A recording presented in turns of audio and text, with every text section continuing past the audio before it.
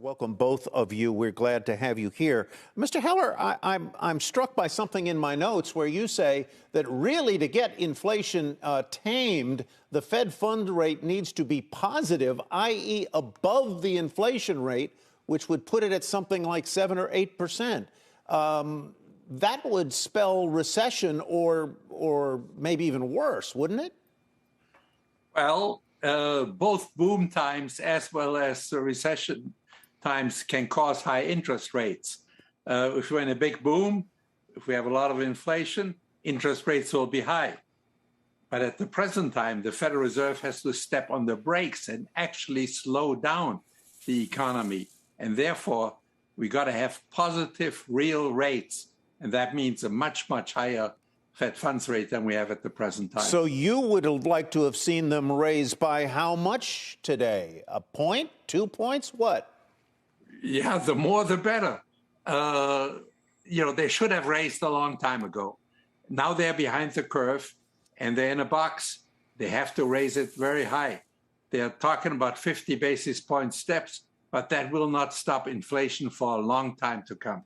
So, Ed, I don't know whether you agree with Robert or you disagree, but I do note in my notes that you say a lot of people are asking you, so why not just do it? Get it, go more aggressively sooner and take the rate to where you think you're going to be able to effectively slow inflation and do it fast. Right. Well, to your first question, I am in a opposite camp. I think that 2.5% to 3% on the Fed funds rate is going to slow the economy down enough to help bring inflation down. Inflation isn't totally a monetary phenomenon.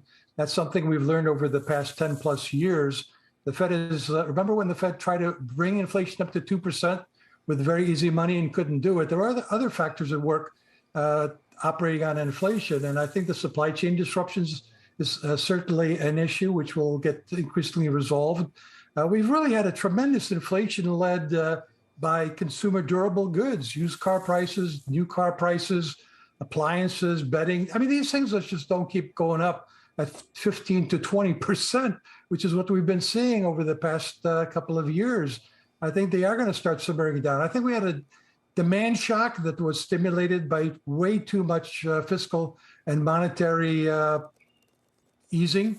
And now I think we're going to see that the demand for goods is satiated to a large extent. Pent-up demand is satiated. We're going to see some strength in services. So I think the Fed is actually going to accomplish a soft landing. I'm not in the recession camp. Ed, I wonder, though, if this doesn't capture the potential for higher services inflation that's coming. You know, it almost feels like we're going to be in a Twin Peaks situation where we had the goods spike, and that was one thing. But how do you get rid once it's embedded? I mean, look at HCA's results the other day. Health services inflation. Look at what everyone from Tupperware to Lyft has said in the past 24 hours about wage inflation. Sure. Yeah, I think you're making a very good point, a very important point. I think on the services side, the main trouble is going to be on rent. As we know, rent inflation right now is quite elevated. New leases, by some accounts, nationally are up 12 to 15% on a year-over-year basis. With a lag of about 12 to 18 months, all those new leases get into the pool of leases, and we'll see that in the CPI. My forecast is that the consumption deflator inflation rate will probably peak within the next few months at 6 to 7%. And then I think it's going to come down to something like 4 to 5% by the second half of the year. So I think we will see a peak. It's still going to be high.